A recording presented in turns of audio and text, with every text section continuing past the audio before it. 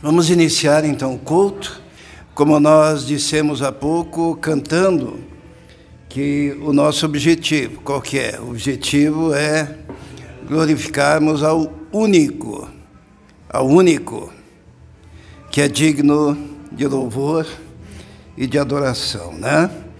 Vivemos numa época em que o ser humano está sendo entronizado, existem lideranças que se levantam e se posicionam no lugar do próprio Senhor Jesus, né?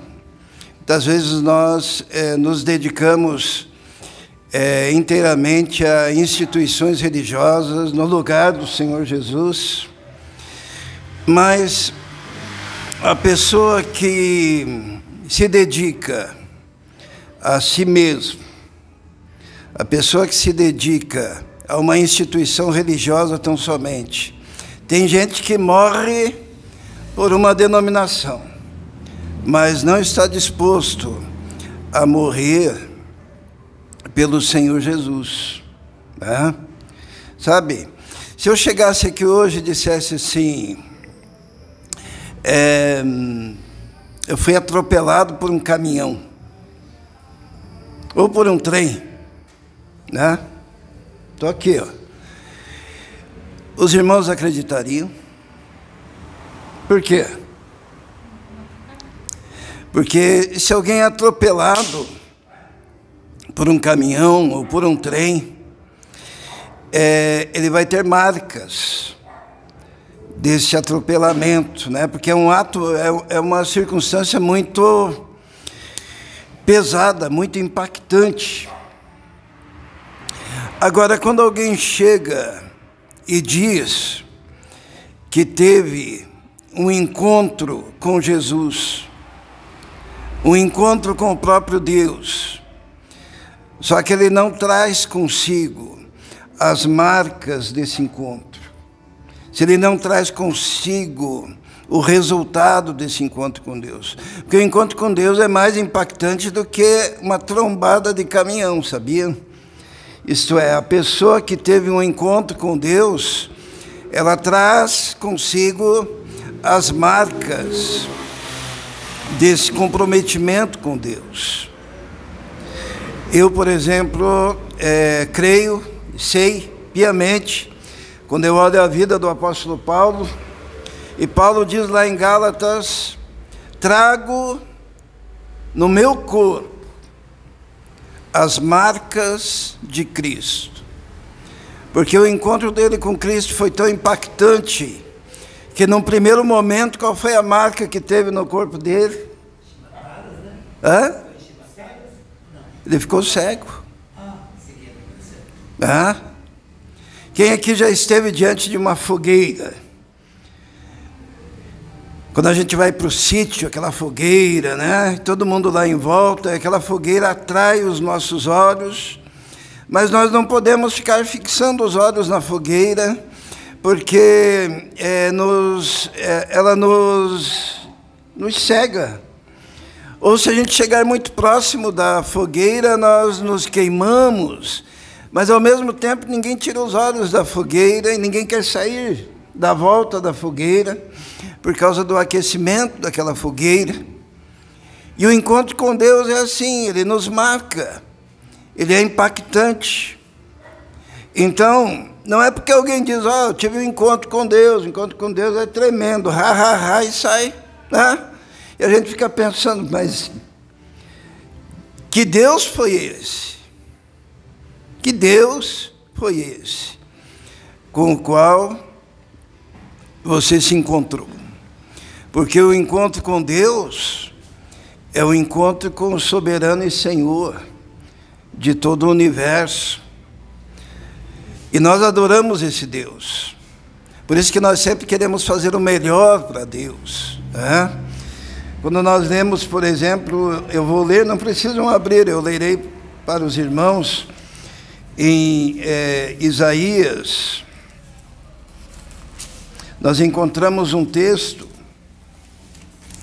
que fala sobre quem é o Deus que nós adoramos. Isaías 57, 15. Eu queria dizer, Mateus, você vai tocar para esse Deus. Vocês vão cantar para esse Deus. A igreja vai louvar para esse Deus, que está em Isaías 57, 15, que diz assim, porque assim diz o alto e o sublime, que habita na eternidade, e cujo nome é Santo. Em um alto e santo lugar habito, e também com o contrito e abatido de espírito, para vivificar o espírito dos abatidos, e para vivificar o coração dos contritos. Então, nós adoramos aquele que habita, diz aqui o texto, num alto e sublime lugar, que habita na eternidade. Então a gente tem um encontro com essa pessoa, né? Com essa pessoa. Em Isaías, no capítulo 66, no versículo 1, diz assim, assim diz o Senhor, o céu é o meu trono, e a terra é o escabelo, o estrado dos meus pés. Que coisa! Quando nos aproximamos de Deus, é com temor, tremor, reverência absoluta, porque Ele é o Senhor dos senhores, o Rei dos reis, aquele que habita que habita na eternidade, como diz a palavra, né? Amém, ó que bênção. A gente então introduz o culto de hoje, mostrando diante de quem estamos e por que devemos ser absolutamente reverentes ao Senhor nosso Deus, né? Antes de nós cantarmos mais uma canção, nós vamos orar ao Senhor nosso Deus. Feche seus olhos.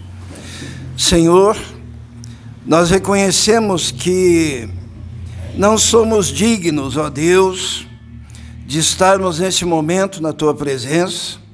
Nós reconhecemos, Senhor, que só podemos prestar um culto ao Senhor por causa da presença do Teu Espírito, por causa da ação do Teu Espírito, por causa da iluminação do Teu Espírito, e sem a ação do Teu Espírito, nada seria aceitável diante do Senhor. Por isso, neste momento, ó Deus, pedimos que o Teu Espírito nos envolva a todos, que o Teu Espírito Santo nos toque a todos em nossos corações, e que possamos, ó Deus, sentir a atmosfera da Tua presença neste lugar, a ação do Senhor neste lugar, que possamos tocar nas Suas vestes, que possamos, ó Deus, nos humilhar na Tua presença, reconhecendo que o Senhor é santo, santo, santo e habita na eternidade. Pedimos então essa graça sobre a nossa vida, ó Deus. Aceite, Senhor, a adoração dos Teus servos, uma adoração humilde, mas feita, ó Deus, de todo o coração. Te pedimos isso, em nome de Jesus. Amém. Amém? Amém? Amém? Vamos adorar a Deus? Deus é o alto e sublime, aquele que habita na eternidade.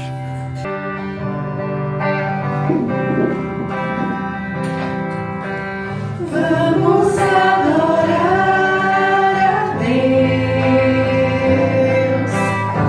Vamos adorar a Deus.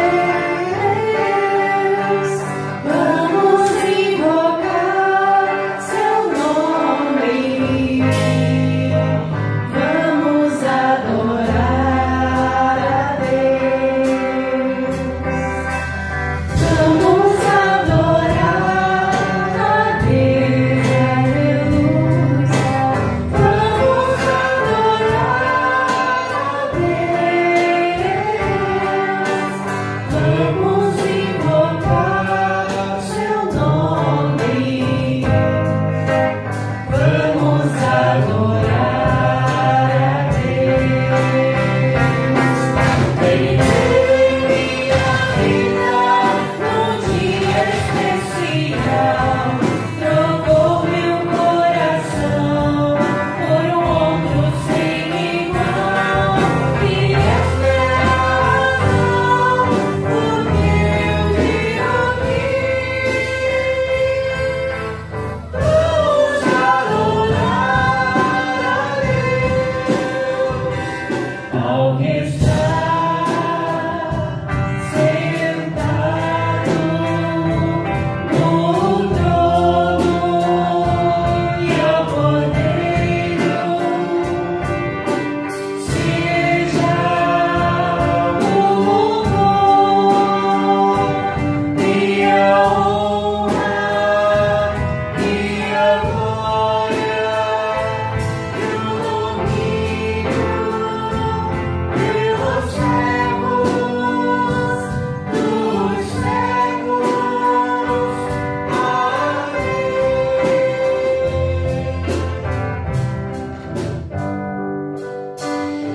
Vamos adorar a Deus.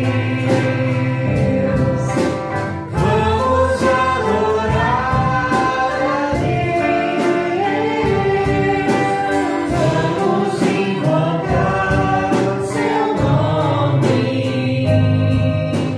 Vamos adorar a Deus. Amém. Sumiu aqui o som, né? Israel, assuma seu posto, né? A quem dê direito. A guitarra um pouquinho desafinada, mas agora vai ficar afinadinha. E nós vamos continuar a adorar aquele que é alto, sublime, que habita na eternidade e que nos céus está o seu trono, e a terra é o escabelo, o estrado dos seus pés. Olha que responsabilidade, né? Bem, boa noite. Estava em concurso, fazendo uma prova. E foi mais demorado do que eu imaginei, mas estamos reunidos em nome do Senhor Jesus. Eu vou fazer um momento de oração agora,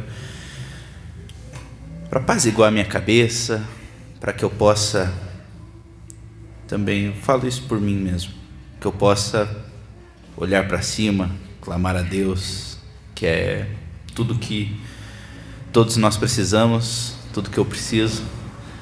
Eu vou ao Senhor em oração. Bondoso Deus, obrigado porque o Senhor me trouxe em segurança, obrigado porque nós temos aqui este corpo, Senhor, local, esse corpo dessa igreja, Senhor, que te ama, que te adora, Pai. Pai, muito obrigado por todas as bênçãos dessa semana. Obrigado, Senhor, por todas as bênçãos que o Senhor tem preparado para cada um de nós, Pai. E nesse momento, Pai, eu peço calma, paz em minha alma, Senhor, e que a nossa voz, que a minha voz vá até o Teu trono de graça, Senhor, com todas as minhas súplicas, com todas as minhas orações, os meus pedidos, Senhor, e que o Senhor estenda e conceda a Tua graça, Senhor, a mim e a cada um nessa noite, Senhor. Em nome de Jesus que eu oro. Amém.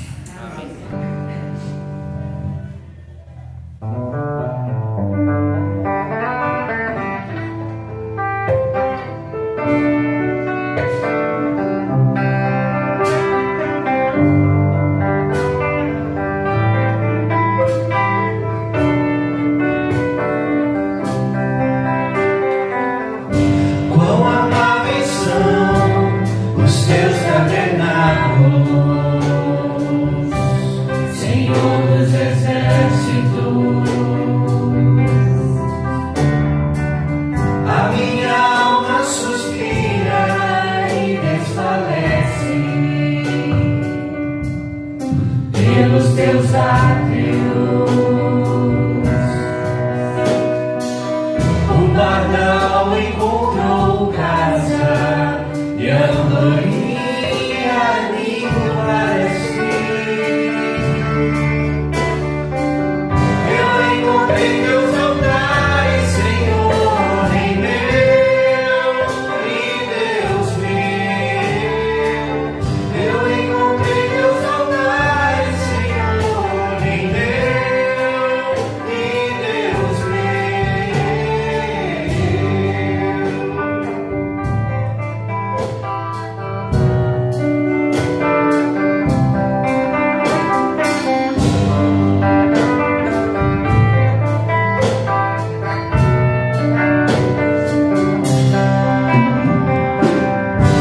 Bem-aventurados aqueles que habitam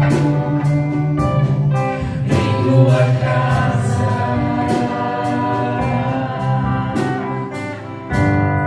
pois um só dia, Senhor, nos teus átrios vale mais que mil. O pardal encontrou casa e a andorinha ninho parece. Eu encontrei teus altares, Senhor, em meu e Deus meu. Eu encontrei teus altares, Senhor, em meu e Deus meu.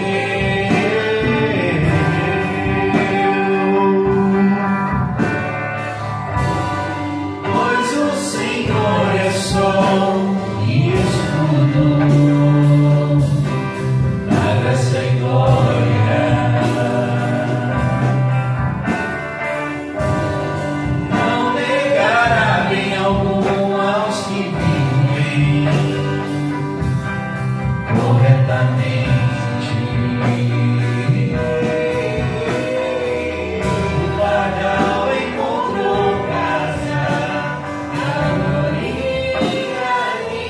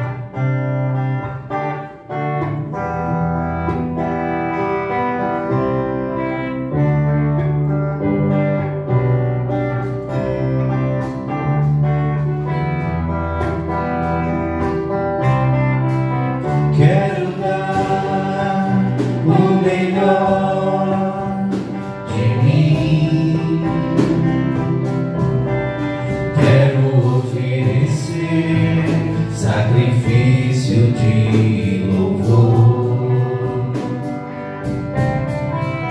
Quero ser bem mais do que já sou, um adorador por excelência me tornar.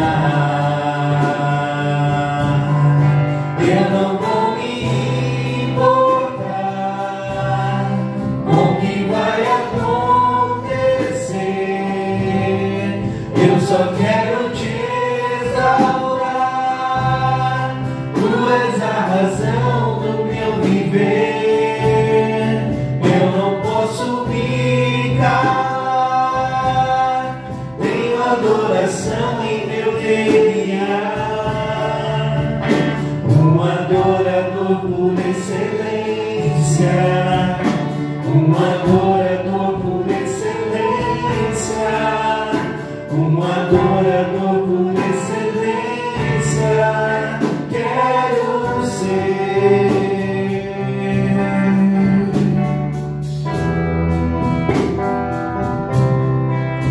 Quero dar o melhor de mim. Quero oferecer sacrifício de louvor. Quero ser bem mais do que já sou, um adorador por excelência me tornar. Eu não vou me importar com o que vai acontecer. Eu só quero te exaltar. Tu és a razão do meu viver. Eu não posso me calar. Tenho adoração em meu DNA. Um adorador por excelência, um adorador por excelência, um adorador por excelência, quero ser.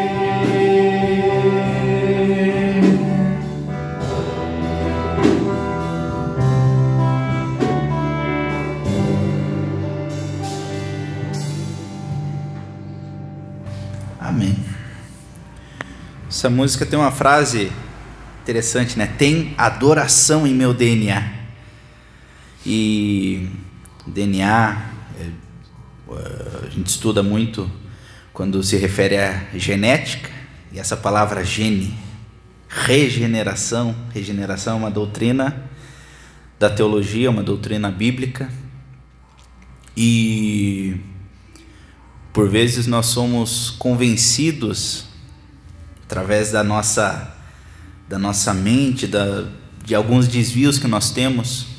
Nós somos tentados a pensar que a regeneração ela não muda de forma completa a nossa vida e o nosso ser, de forma que com o passar do tempo a nossa mente vai se cauterizando com alguns pecados de estimação que nós temos, com alguns desvios que nós temos, e felizmente isso é do ser humano.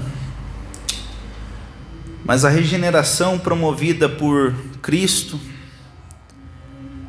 é uma regeneração no sentido de que a nossa mente ela está cada vez mais entrando em conformidade com a mente de Cristo, de modo que não vivo mais eu, mas Cristo vive em mim. Paulo, quando fala em Romanos sobre alguns desvios que ele mesmo tem, lá ele está se referindo a si próprio, quando ele fala que o que eu quero eu não faço, O que eu quero eu não faço, por causa da minha condição, ainda preso. E por isso que é tão importante que nós diariamente, diligentemente, prestando atenção, sempre prestando atenção, para que um erro que nós venhamos a cometer não se torne um erro que a sua cabeça perdoe, porque isso aqui não é grande coisa. E isso pode, esse pecado de estimação, esse anseio que a gente tem às vezes de fazer algo que é errado, ela tem que sempre estar sendo trabalhada para que de uma vez por todas a gente não cometa. E eu vou me colocar na fogueira. A Letícia não conheceu o meu lado bravo, nervoso. E eu era extremamente impaciente, talvez implicante com coisas que não devesse. E gente que é impaciente sempre se justifica. Mas eu estou falando a verdade. Mas eu estou falando o que é certo. Mas eu estou falando para o bem dele. Eu estou falando... E qual que é o pecado nessa intransigência? É a falta de amor, é a falta de cuidado. É você lançar uma palavra sem pensar nas consequências, no dano que aquilo vai causar no próximo. Espero que eu esteja melhor hoje em dia, mas longe de ser perfeito. Ainda tem muito a melhorar. Ainda tem palavras que machucam. Ainda tem palavras que não agradam a Deus. Mas deve estar sempre em constante processo de santificação até que cheguemos à altura de varão perfeito. Até que enfim estaremos glorificados com Jesus, reinando pelos séculos dos séculos. Amém.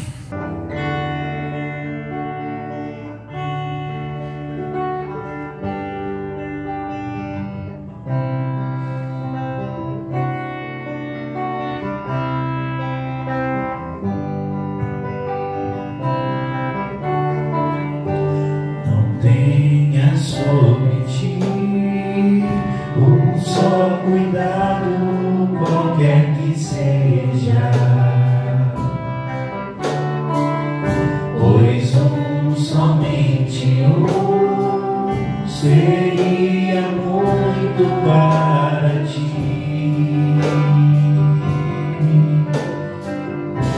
É meu, somente meu todo trabalho. E o meu trabalho é descansar em mim. É meu, somente meu todo trabalho. E o meu trabalho é descansar em mim.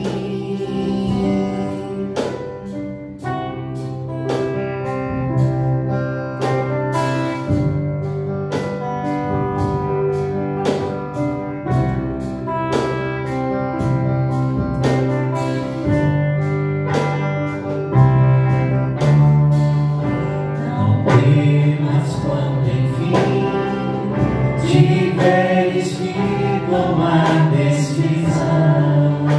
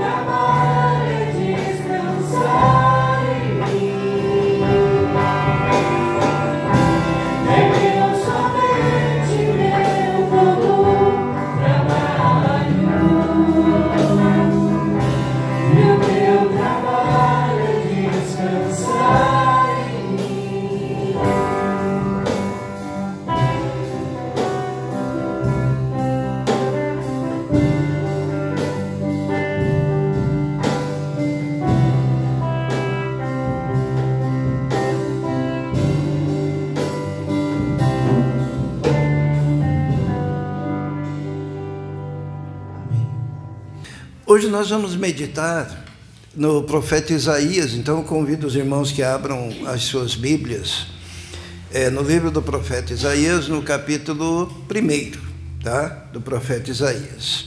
E mantenha a sua Bíblia aberta, nós vamos ler alguns versículos durante a mensagem. É importante que nós estejamos acompanhando, porque cremos que o Senhor nosso Deus quer falar comigo, quer falar contigo. Ele tem uma mensagem. Não é à toa que a gente vem na igreja e quando o pregador abre a boca é porque Deus inspira, coloca, ilumina uma palavra que serve de crescimento para as nossas vidas, né? Então eu convido que os irmãos, aqueles que puderem, né, aqueles que... Porque às vezes a gente tem dificuldade, né? Mas quem puder pode se colocar em pé e nós vamos ler os primeiros versículos do capítulo 1 de Isaías, que diz assim: visão de Isaías, filho de Amós, a qual ele viu a respeito de Judá e Jerusalém nos dias de Uzias, Jotão, Acás, Ezequias, reis de Judá. Amém? Vamos orar. Senhor, dependemos agora totalmente do Senhor, da ação do Teu Espírito, da Tua graça sobre as nossas vidas. A Tua palavra diz que o Senhor habita no alto e sublime trono, Senhor. O Senhor habita na eternidade, mas também com o quebrantado, com o contrito. E hoje, Senhor, quebrantados, contritos, humildes, ó Deus, reconhecendo a Tua soberania, nós nos submetemos a Ti e pedimos que o Senhor, tão somente o Senhor, fale conosco. Em nome de Jesus. Amém. Irmãos, podem se assentar. O profeta Isaías foi chamado, né? Chamado por Deus. E aqui fala que ele foi longevo, né? Porque ele pregou no período de 4 reis que aparecem aqui. O rei Uzias, Jotão, que é filho de Uzias, né? Acás, que é filho de Jotão, e Ezequias, que é filho de Acás, né? Então, durante todo esse período, o profeta Isaías profetizou. E aqui, mais especificamente no texto que nós vamos falar hoje, é a época do rei Uzias. Uzias tem um outro nome. Qual é o outro nome de Uzias? Vamos ver como é que a gente está de Bíblia aqui. É o Azarias, né? Quando fala lá em Reis, o rei Azarias, é o Uzias, é o mesmo, né? Ele tinha 2 nomes, ele aparece com 2 nomes nas Escrituras, né? E na época do rei Uzias, o reino já estava dividido. Todo mundo aqui não tem problema com o reino dividido, né? Que depois que morreu Salomão, tinha o reino do norte, que era Israel, e o reino do sul, que era Judá. Reino do norte, 10 tribos, reino do sul, 2 tribos, Judá e Benjamim, né? Então, o profeta Isaías era do reino do sul, né? E ele profetiza para Judá e Jerusalém. Jerusalém era a capital do reino do sul, e ele está proclamando a palavra, anunciando a palavra. E na época do rei Uzias, ele era rei de Judá, e Jeroboão II, que tem o Jeroboão I, ninguém se confunda, e tem o Jeroboão II, era rei de Israel. E era um período de muita prosperidade financeira. Era uma efervescência de gente bem de vida naquele reino de Judá, sabe? E tudo estava funcionando perfeitamente como um relógio, porque os sacrifícios continuavam, o povo adorava a Deus, levava seus animais para sacrificar no templo, e tinha os sacerdotes, os profetas profetizando. E nesse período Deus faz o seguinte: Deus pega e abre os olhos do profeta Isaías para que ele visse além do natural. Do ponto de vista humano estava tudo certo, né? Nós não gostaríamos assim de prosperidade financeira, as igrejas bombando, Era mais ou menos se a gente fosse fazer um paralelo, porém, visão de Isaías, a qual ele viu a respeito de Judá. Eu gosto de usar a ilustração do pastor Brasil, né? Um dia o pastor Brasil me contou uma história, eu tive que dar risada, Miriam. Seu pai contou essa história. Ele disse que ele tinha um foto, lembra que hoje em dia a gente tira foto com celular, mas há muitos anos atrás, se você quisesse uma fotografia, você tinha que ir numa lojinha que chamava Foto, né? Foto Brasil, né? Então tinha que ir lá. E daí os irmãozinhos da igreja iam lá tirar fotografia, 3x4 e tal. E disse que chegou um irmão lá e tirou uma foto, daí tinha que revelar a foto. Então não pegava na hora, tinha que revelar. E daí ele revelava a foto, o irmãozinho olhava assim, pastor Brasil, me desculpa, mas eu não gostei dessa foto. Eu estou muito feio nela, o senhor poderia tirar outra? E o pastor Brasil, assim, é muito amoroso, né? Então ele dizia, irmão, senta ali e tal. Daí colocava mais luz, assim, tirava aquela foto, né? E daí tinha que revelar. E daí, o que acontecia? Quando revelava a foto, o irmão dizia, mas pastor, ainda está muito feio, né? Teve um momento que o pastor Brasil perdeu a paciência e disse, irmão, sinto muito dizer, mas você é assim. Você é desse jeito. E aqui nesse texto, no primeiro capítulo de Isaías, é uma foto, é uma radiografia do povo, né? Só que é uma radiografia que não mostrava o exterior, mas que mostrava o interior daquele povo, né? Tanto que, olha só como que começa no versículo 2, vamos ler, diz assim, ó, ouvi os céus, presta ouvidos tua terra, porque fala o Senhor, criei filhos, exalcei-os, mas eles prevaricaram contra mim. O boi conhece o seu possuidor, o jumento a manjedoura do seu dono, mas Israel não tem conhecimento. O meu povo não entende, né? E daí é chamado de nação pecadora, aquela nação de prosperidade, aquela nação que a religião está bombando, é chamada de nação pecadora, porque no final do versículo 4, deixaram o Senhor, blasfemaram do Santo de Israel, voltaram para trás, e daí olha a radiografia do povo, está ali no versículo 6, desde a planta do pé até a cabeça, não há nele coisa sã, senão feridas, inchaços e chagas podres, não espremidas nem ligadas, nenhuma delas amolecida pelo óleo. Eles estavam apodrecidos, só que eles não sabiam. E uma das coisas mais terríveis do profeta é a capacidade dele de enxergar o interior, de enxergar a verdadeira condição, é de ter o discernimento espiritual e ter a percepção da alma do homem, e ter a percepção da alma do culto, e ter a percepção da alma da religião, da sociedade. E de repente ele se vê numa situação complexa, né? Todos nós já passamos por isso, de um dia dizemos, tem coisa errada. E quando a gente diz, tem coisa errada no pedaço, as pessoas respondem, não, mas tem prosperidade, tem louvores, tem pregação, né? Tem grupo familiar, tem célula, e a gente olha e começa a ver que está podre, a gente olha e começa a ver que está cheirando mal, a gente olha e começa a perceber que está purulento. Só que o profeta, ele enxerga mais para dentro do ser. E era o que estava acontecendo com o profeta Isaías, quando Deus lhe dá, na época do rei Uzias, essa percepção, né? Mas olha só como é interessante. Vamos ler o versículo 11, porque o profeta ele vai detalhando os problemas dessa radiografia que ele percebe no meio do povo, quando ele diz assim, em nome do Senhor, né? Ele diz, de que me serve, versículo 11, a multidão dos vossos sacrifícios, já estou farto do holocausto, de carneiros, da gordura de animais nédios. Não folgo, não me alegro com o sangue de bezerros, nem de cordeiros, nem de bodes.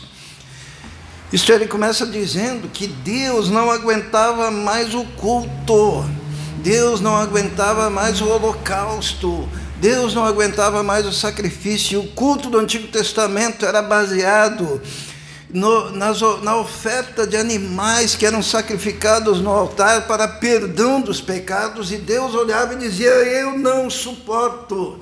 E a ideia de não suportar, sabe quando você está com vontade de vomitar e você tenta segurar? Segura? Às vezes é difícil, né? Fica assim, né? Quando diz assim que Deus não suportava, depois é repetida essa figura, é que Deus estava com náuseas. Do quê? Do culto de uma nação próspera, de uma nação que parecia que estava bem. E olha só, ele continua dizendo no versículo 12, diz assim: quando vocês vêm para comparecer perante mim, quem requereu isso das vossas mãos, que viesses pisar os meus átrios? Deus está dizendo assim: vocês estão saindo de casa para vir no templo, para vir na minha casa, e quem que pediu isso de vocês? Não dessa maneira, não desse jeito. No versículo 13, começa a se falar, né, das disciplinas espirituais que Deus não suportava mais, porque diz assim: não tragam mais ofertas. Alguém já ouviu alguma igreja dizer assim: por favor, não tragam ofertas, né? Não tragam, né? Normalmente não, né? Mas a oferta daquele povo já era considerada abominação diante de Deus, né? Porque havia, além dos sacrifícios de animais, a oferta de cereais e tantas outras ofertas. E olha só o que aparece, não tragais mais ofertas de balde, isto é, em vão, o incenso para mim é abominação. E também as festas da lua nova, os sábados, as convocações das congregações, isto é, quando é chamado todo mundo para se reunir. Eu não aguento mais, Deus está dizendo, por causa daquela condição espiritual daquele povo, né? No versículo 13, no final, diz assim: não posso suportar iniquidade, nem o ajuntamento solene. Porque o que acontecia era isso: havia iniquidade misturada com ajuntamento. Isto é, ajuntamento é o que a gente está fazendo aqui agora. E Deus disse: não aguento isso.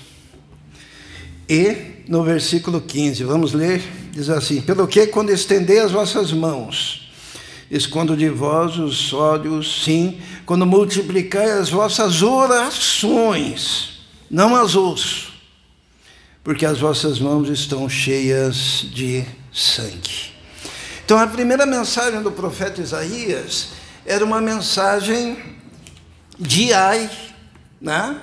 Uma mensagem de ai de vocês, ai do culto de Israel, ai da nação que estava cometendo abominação numa época de muita prosperidade, e a abominação estava dentro do próprio culto daquela nação, da própria adoração daquela nação, do próprio ajuntamento das congregações, da invocação em oração diante do Senhor.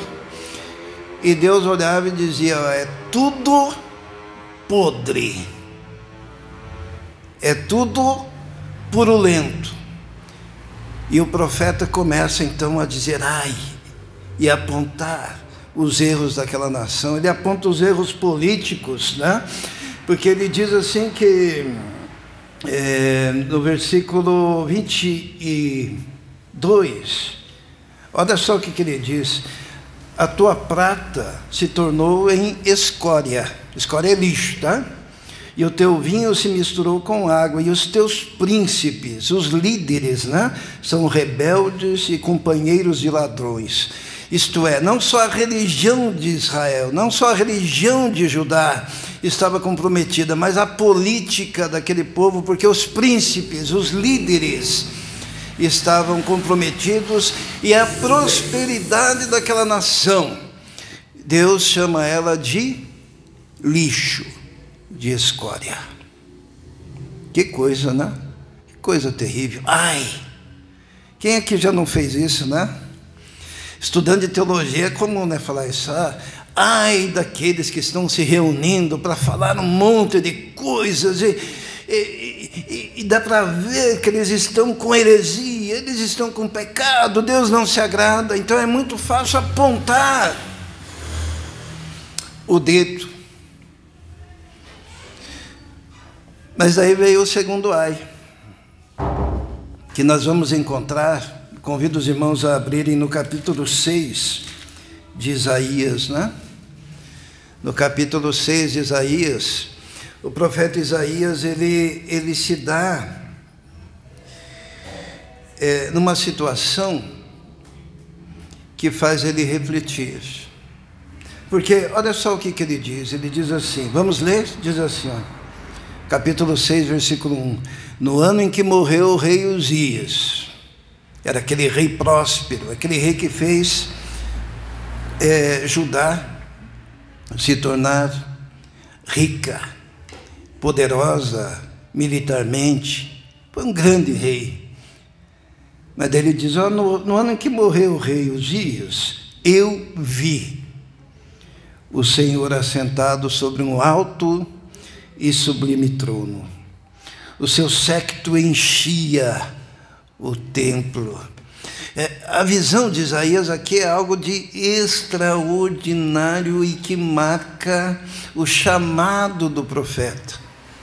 Tanto que às vezes a gente olha assim e pensa, o capítulo 6 está no lugar errado, né? Porque o chamado do profeta tinha que ser no capítulo 1, não é verdade? Vai estar no capítulo 6.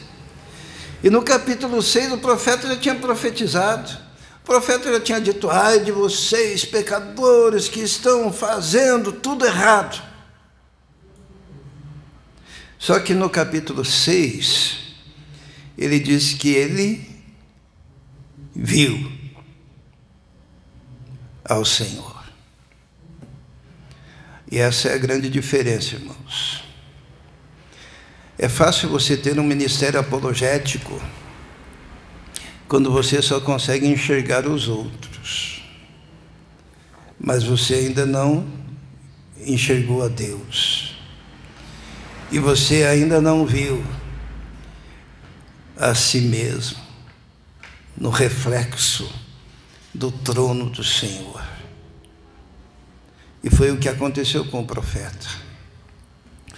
Diz a palavra de Deus que ele teve... Eu comecei o culto hoje, alguns irmãos não tinham chegado ainda, mas eu comecei dizendo que se eu falasse que eu fui atropelado por um trem ou por um caminhão, e tivesse aqui, assim, tocando guitarra, vocês iam acreditar? Não, não. Porque ninguém é atropelado por um caminhão sem ter consequências disso, né? E eu queria dizer que ninguém jamais teve, de fato, um encontro com Deus. Porque é pior que ser atropelado por um caminhão, tá? Todas as pessoas que tiveram um encontro com Deus não saíram de lá, desse encontro, tranquilo. O que aconteceu com Jacó quando teve um encontro com Deus e lutou com Deus? Como é que ele saiu desse encontro? Ninguém sabe. Machucado, saiu mancando. Ele mancou o resto da vida, né? Como é que foi o encontro de Paulo com Deus, hein? A caminho de Damasco. Como é que ele saiu desse encontro? Saiu cego, né? E mais tarde ele ainda diz assim, depois do ministério dele se desenvolvendo, trago no meu corpo as marcas de Cristo, né? Por causa de açoites. Ninguém tem um encontro com Deus impunemente, né? A pessoa diz, eu fui no encontro com Deus e foi tremendo. Daí volta, está do mesmo jeito. Está orgulhoso, está arrogante, não mudou de vida.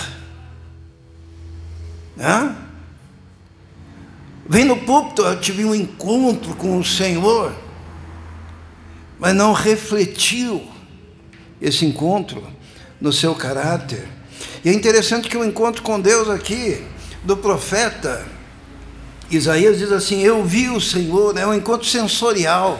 Ele viu o Senhor assentado sobre um alto e sublime trono, e o seu séquito enchia o templo, sabe? Eu estava vendo a rainha Elizabeth, quando estava viva, quando ela entrava assim numa cerimônia, o séquito, como é que é o nome daquilo que vai, o manto dela era carregado por 4 pessoas, né? Então tinha um de um lado, outro ali, mais um aqui, mais outro lá, porque era o símbolo do seu poderio, né? E aqui fala que o séquito de Deus Todo-Poderoso enchia o templo. As suas vestes enchiam todo o templo, manifestando então o poder e autoridade de Deus que está acima dos querubins. E Isaías tem aquela visão, e diz assim: os serafins estavam acima dele, os anjos, né? Cada um tinha 6 asas. Como é que é essa matemática aqui? Quem é bom de matemática, vamos ver? Cada um tinha 6 asas. Com 2 cobriam o rosto, certo? Com 2 cobriam os pés. E com 2 voavam. Isto é, a locomoção desses anjos e serafins se utilizavam de 1/3 da sua potencialidade, enquanto 2/3 era para ter o cuidado em relação à santidade de Deus, cobrindo os rostos diante do Senhor e cobrindo os pés. Aqueles que habitam no trono de Deus para servir ao Senhor. E às vezes o que nós fazemos? Nós somos tão apressados, né? E não temos aquela retaguarda de termos a percepção da santidade de Deus e nos cuidarmos com os pés, e nos cuidarmos com o rosto, com a forma com que nós nos colocamos diante do Senhor. Mas quando a gente entende quem é Deus, nessa experiência sensorial, diz assim que que os anjos, o que clamavam. Então, Isaías, o que ele fez? Isaías, ele viu, Isaías, ele ouviu os clamores. O que mais que diz ali? Que diziam o quê? Santo, santo, santo é o Senhor. Era dessa forma. Santo, santo, santo. Sabe, o Israel e a Letícia estão estudando hebraico, né? Uma hora eles vão chegar lá, quando aparece assim que, quando quer dizer que o ouro é puro. Sabe como é que é dito que o ouro é puro? Oi? Na verdade aparece 2 vezes. Aparece assim, ouro, ouro. Tá? Então, quando o escritor queria dizer que o ouro era puro, dizia assim: esse ouro é ouro, ouro. Quando os serafins queriam dizer que Deus era santo, ele dizia: Deus é santo, santo. Não, dizia que Deus é santo, santo, santo, que é um superlativo. Essa era a santidade de Deus. Então nós encontramos aqui o profeta, que tem um encontro com Deus, e nesse encontro com Deus ele tem uma visão. Nesse encontro com Deus ele ouviu os anjos cantando sobre a santidade de Deus. Santo, santo, santo é o Senhor, toda a terra está cheia da sua glória. E diz lá no versículo 4, os umbrais das portas tremeram. Que tipo de sensoriedade é essa? né? Porque todo o corpo do profeta, nós diríamos que é uma experiência sinestésica, né? Porque foram os olhos, foram os ouvidos e foi o tremor do lugar que afetou todo o seu corpo na presença do Criador do Universo, do Senhor do Universo. E logo em seguida diz que as portas então se moveram à voz, ao barulho daquele que clamava, e a casa se encheu de fumaça. Mais uma experiência sensorial, né? Isto é, um encontro com Deus não é algo assim que a gente pode tratar de uma forma leviana, né? São os olhos, são os ouvidos, é o corpo que treme, é a percepção da fumaça no ambiente. Então, isso daí tudo é descrito para dizer que na presença de Deus você não sai igual. Você não sai dizendo, eu tive um encontro com Deus, sabe? É tremendo. Não, você sai afetado, você sai pasmado, você sai modificado, você sai tocado por essa presença. E é interessante, né, que estava bem fresco na cabeça do profeta Isaías, porque isso aconteceu no ano da morte do rei Uzias, né? Os irmãos sabem como é que o rei Uzias morreu? O rei Uzias, um dia ele entrou no templo, pegou um incensário para oferecer incenso ao Senhor. Os sacerdotes entraram e disseram, não te é lícito, Senhor, oferecer essa fumaça, que era símbolo da presença e da santidade de Deus. E de repente o profeta Isaías estava ali no templo e a casa se encheu de fumaça real da presença de Deus. E o rei Uzias tinha morrido com o símbolo. E ele estava diante da realidade. E daí o que ele diz? Olha o que diz no versículo 5. Então, disse eu, ai de mim, que estou perecendo, porque sou um homem de lábios impuros, e habito no meio de um povo de impuros lábios, e os meus olhos viram o Rei, o Senhor dos exércitos. Quando ele viu a fumaça, eu fico imaginando na mente dele, ele lembrando da história do rei Uzias. E ele pensou, se ele morreu com o símbolo, imagina eu, ai de mim que estou perecendo, porque sou um homem de lábios impuros. Qual que é o instrumento do ministério do profeta? A boca. Estão entendendo porque está no capítulo 6 e não no capítulo 1, chamado do profeta? Ele já tinha usado muitos lábios para proclamar, ele já tinha usado muitos lábios para denunciar,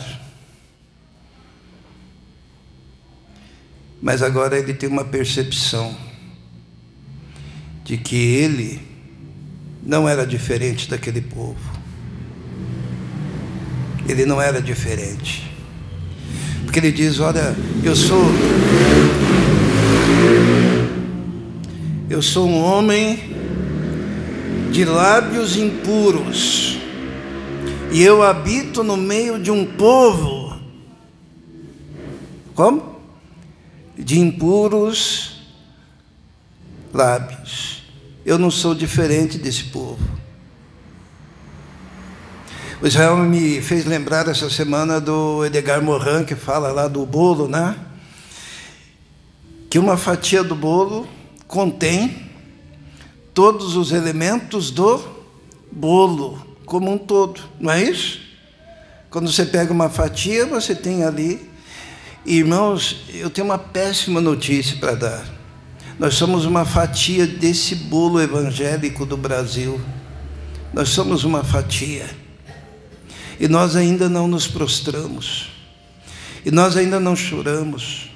E nós ainda não percebemos que nós somos tão pecadores quanto todos aqueles que desobedecem a Deus com as suas heresias, com as suas vaidades, com os seus orgulhos, com os seus shows, com os seus espetáculos.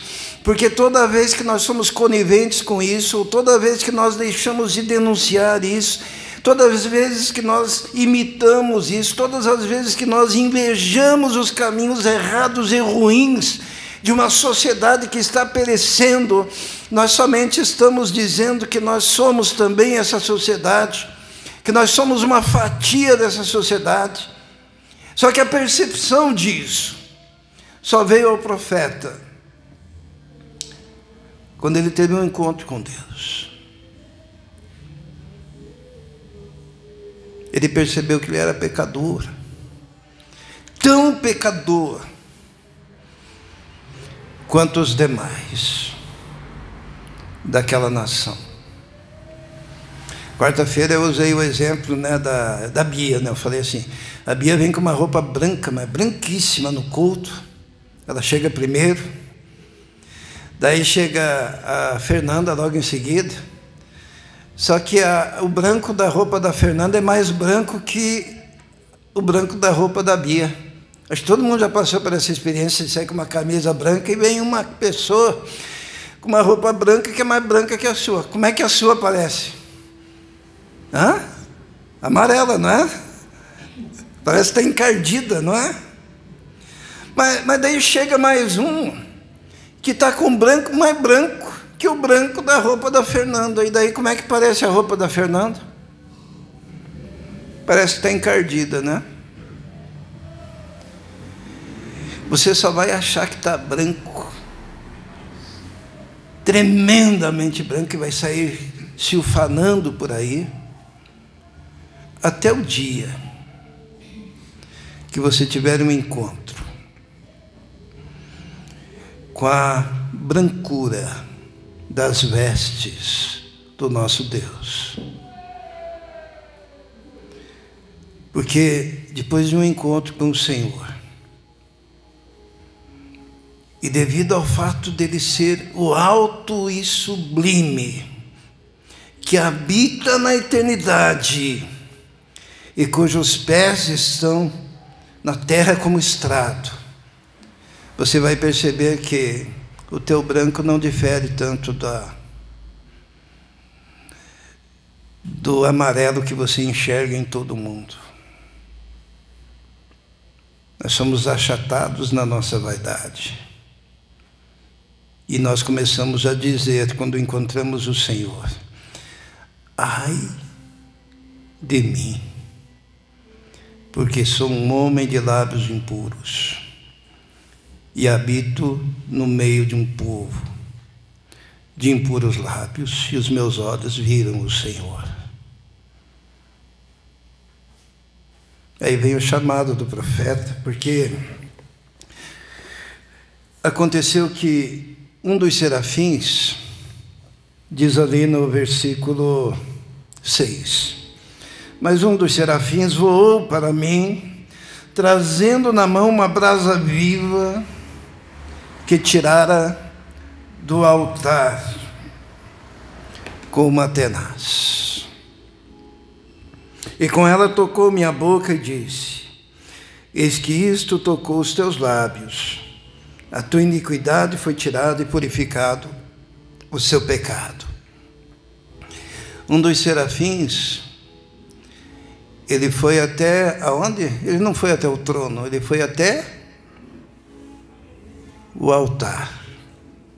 Sabe o que é o altar? Em toda a simbologia do Velho Testamento, é o lugar onde os animais eram sacrificados. É onde aqueles animais que representavam Jesus no Antigo Testamento eram sacrificados. E a única forma da purificação aconteceu na vida da gente É quando a brasa viva do altar é um apontamento para algo que viria, que é o sacrifício perfeito de Jesus, que nos toca e nos purifica a partir dos nossos lábios e no nosso ser.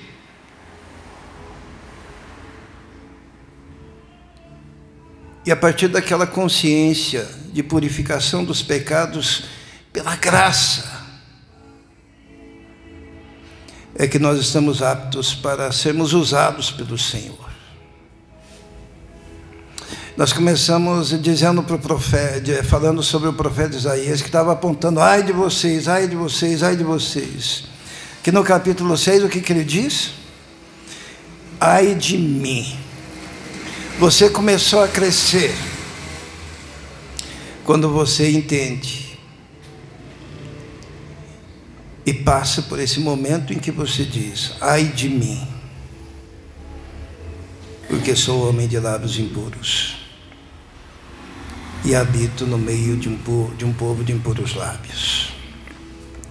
Mas a palavra continua e diz assim, no versículo 8: depois disso, ouvi uma voz do céu que dizia: a quem enviarei e quem há de ir por nós? Então disse eu: eis-me aqui, envia-me a mim. O profeta se prontificou, agora sim, lábios puros, para proclamar a palavra. E agora ele consegue enxergar mais do que antes, porque Deus fala para ele assim: vai e dize a este povo: ouvis de fato e não entendeis, vede em verdade, mas não percebeis. Engorda o coração deste povo, endurece-lhes os ouvidos e fecha-lhes os olhos. Não venha ele a ver com os olhos e ouvir com os ouvidos, entender com o coração e a converter-se e ser sarado. É a mesma palavra que Jesus usa quando ele se refere àqueles que ouviam ele e suas parábolas e não conseguiam entender. O que eu gostaria de dizer aqui é que existe um limite que, quando é ultrapassado, não tem volta. Porque agora o profeta ele começa a pregar da seguinte forma: ai daqueles que ultrapassaram o limite da possibilidade do arrependimento. Ai daqueles, porque aquele povo tinha passado os limites. Se nós continuarmos a ler o profeta Isaías, nós vamos descobrir que teve um povo ali que foi exterminado. Qual povo?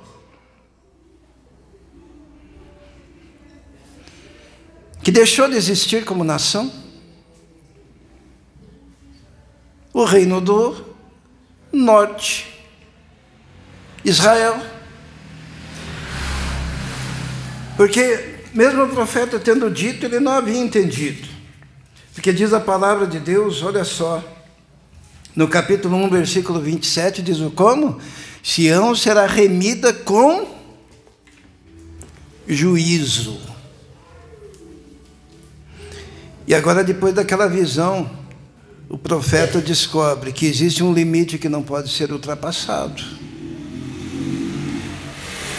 Deus mandou duas nações, dois reinos poderosos, que é a Síria, mais tarde no livro nós vemos isso, que levou cativo o reino do norte e eles nunca mais voltaram, conforme a palavra do Senhor. E teve a Babilônia que levou cativo o reino do sul. E voltaram os remanescentes.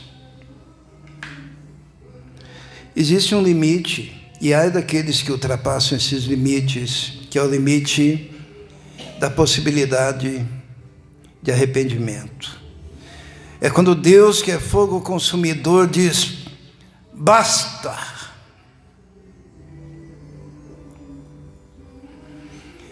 E é um risco real. Embora a graça de Deus seja tão tremenda, Deus tem momentos que diz: acabou. E é isso que Deus manda o profeta Isaías pregar. Embora no final ele diga, ó, mas eu deixarei uma santa semente, eu vou deixar um remanescente aí no meio do povo. Mas a grande maioria, e aquela nação, cessou de existir. Sabe, eu sei que é muito difícil ouvir essa mensagem, né? De um Deus amoroso, mas que também é fogo consumidor. E eu creio que a melhor maneira para nós entendermos isso é nós lembrarmos do profeta Jonas. Todos lembram do profeta Jonas, né? Deus falou para Jonas o quê? Vai lá para a cidade, a grande cidade de Nínive, prega contra ela e diga, o quê? Ainda 40 dias e Nínive será subvertida. Ponto final. Tinha alguma esperança para Nínive? Hã? O profeta Jonas é bem interessante para nós entendermos o que é o Deus que é fogo consumidor e que também é todo amor. Os irmãos sabem o que significa Jonas, a palavra Jonas? Jonas significa pombo, né? Pomba. E Deus diz para ele, Jonas, vai lá na grande cidade de Nínive e leva a mensagem. O que ele virou? Hã? Quem que leva a mensagem assim tem o nome de pomba? Pombo correio, né? Não é isso? Então vai. Os pombos correios existem cerca de 3.000 anos antes de Cristo. Porque eles têm uma capacidade de locomoção e graças a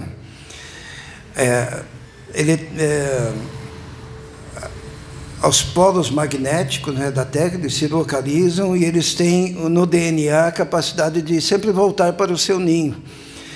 Então, as mensagens acabavam voltando para o lugar de origem. Mas, de repente, este homem que se chamava Pombo, ele resolve não ir para o lugar certo. Ele acaba preso aonde? Numa gaiola. Qual que é a gaiola do pombo correio que nós estamos falando? Estou falando por analogia. Qual que é? É o porão do navio, né? Ele foi lá para o porão do navio, se acomodou lá, ficou todo feliz no porão do navio, tudo tranquilo, dormindo profundamente, se acomodou como um pássaro que se acostuma com a sua gaiola. E o que Deus faz? Deus chacoalha a gaiola, né? Manda uma tempestade, os marinheiros vão ali. Mas só para nós resumirmos a história, falando por analogia para que a gente compreenda melhor. Para onde que Deus tinha mandado Jonas? Para Nínive. O que significa Nínive?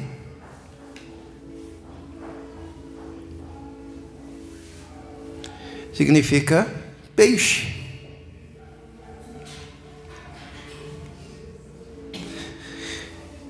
Vá para a grande cidade de Nínive.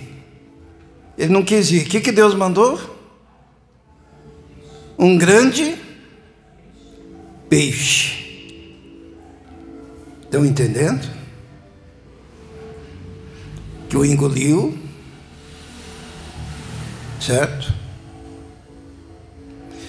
Porque com Deus não se brinca. Mas acontece algo interessante nessa história. Que Jonas se arrependeu. E o decreto de Deus, que ninguém se espante com isso, né? Foi alterado. A mensagem era: ainda 40 dias e Nínive será subvertida. Jonas tenta fugir, mas acaba indo para Nínive. Prega relaxadamente em Nínive. Uma cidade que precisaria de 3 dias para ser percorrida, ele percorre um dia só. A mensagem foram 7 palavras. nenhuma mais, dentro de um limite legalista. Só que o povo se arrependeu. A tal ponto que Jesus usa como ilustração. Jesus ele diz assim: sabe a cidade de Nínive? No dia do juízo essa cidade inteira se levantará, aqueles habitantes se levantarão para ser testemunho contra vós, porque eles se converteram e se arrependeram com a mensagem de Jonas. E vocês que ouvem a minha palavra não se arrependem. E aqui está alguém que é maior do que Jonas. Aqui nós encontramos a severidade e a graça de Deus caminhando. Voltando para Isaías, o reino do norte cessou como nação, foram espalhados pela terra. O reino do sul, arrependidos,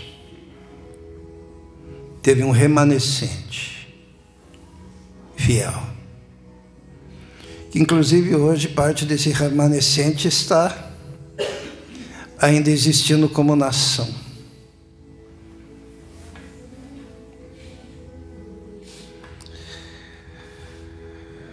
Sabe, tem muita gente na fase do ai de vocês, sem ter passado pela fase do ai de mim. Porque somente depois que você passa por essa fase é que você pode pregar e dizer: ai daqueles que não se submetem ao Senhor, que não se entregam ao Senhor, que não vivem uma vida digna na presença do Senhor, que não se reúnem para adorar em espírito e em verdade, que não reconhecem que o Senhor é alto, sublime, habita na eternidade, mas também mora com o quebrantado, com o contrito de coração, aquele que reconhece, que consegue dizer: ai de mim, pecador. Uma vez 2 homens foram no templo, né? Um era o publicano, lembra? E o fariseu, era isso? O fariseu dizia: Senhor, ó Deus de Abraão, de Isaac, de Jacó, muito obrigado, porque eu sou um homem bom, eu não sou um pecador, eu dou os dízimos de tudo, Senhor. Eu não sou como esse cara que está aqui do meu lado, esse publicano. Muito obrigado. E o que o publicano dizia? O publicano ele não conseguia erguer os olhos, por causa do alto e sublime Senhor. Ele não conseguia. E o publicano batia no peito e dizia: ai de mim.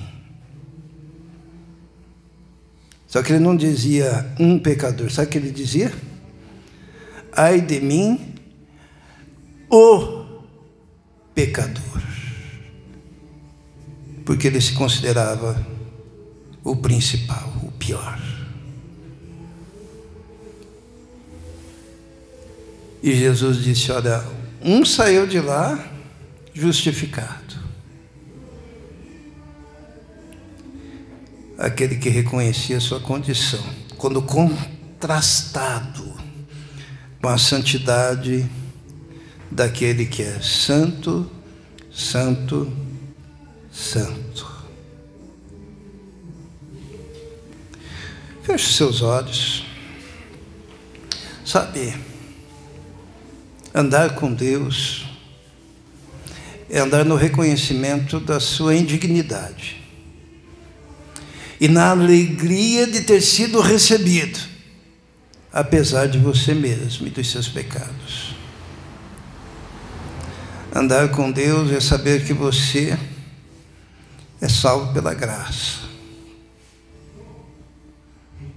Andar com Deus é ter um espírito de gratidão eterno em reconhecimento da grandeza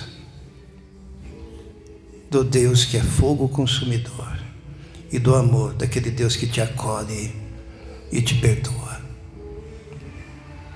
Vamos orar. Santo e eterno Deus, muito obrigado.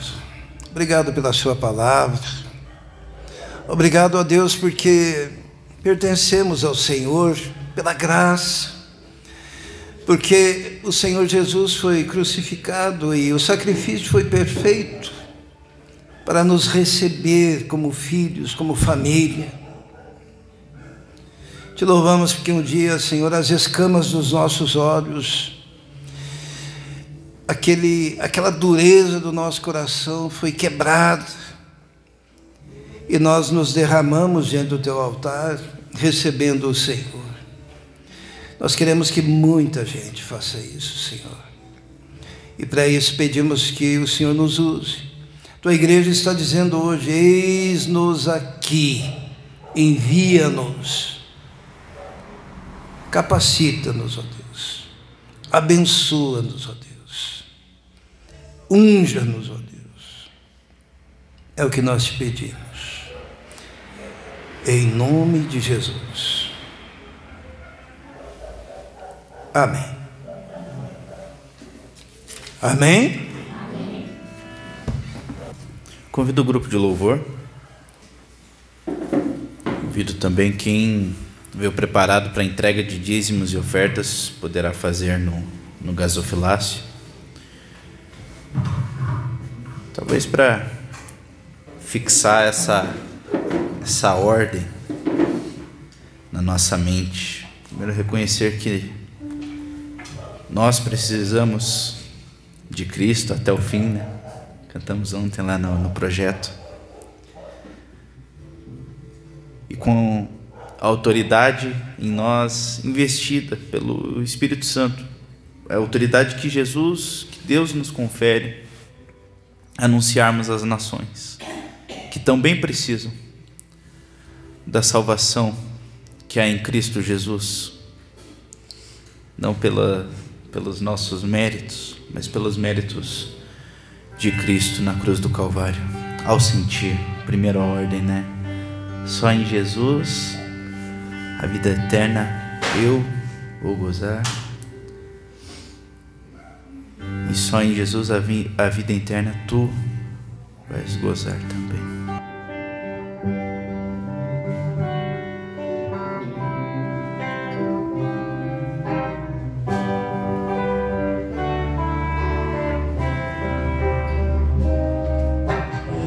Ao sentir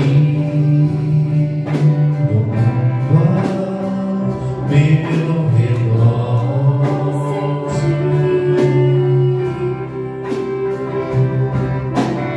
nada vi